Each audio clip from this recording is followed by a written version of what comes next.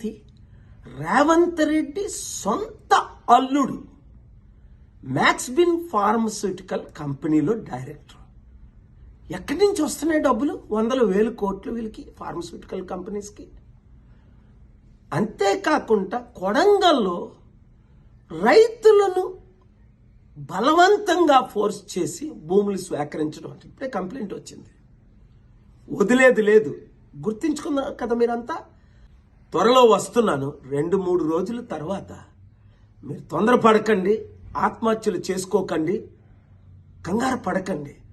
వీళ్ళ అవినీతిని ఎక్స్పోజ్ చేద్దాం, కోర్టులకు వెళ్దాం, ప్రార్థిద్దాం. న్యాయం చేయడానికి నేనున్నానని గమనించండి. ఈ వీడియో అందరికీ షేర్ చేయండి.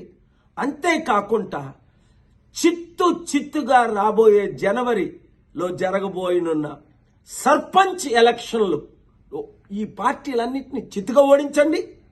ప్రజాశాంతి పార్టీ తరపుని ఇండిపెండెంట్గా పోటీ చేద్దాం అనుకున్నవారు, ఇతర పార్టీలు అనవసరం అనుకున్నవారు అందరూ నవంబర్ 28 11 గంటలకు ప్రజాశాంతి పార్టీ అమీర్పేట ఆఫీస్కి రండి. మార్పు రావాలి, మార్పు తేవాలి.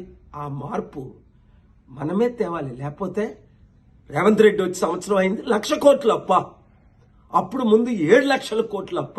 ఇంకెంత కాలం ఈ అవినీతి అన్యాయం? వాళ్ళకి 1,00,000 కోట్లు, మనకి 1,00,000 కోట్లు అప్పు.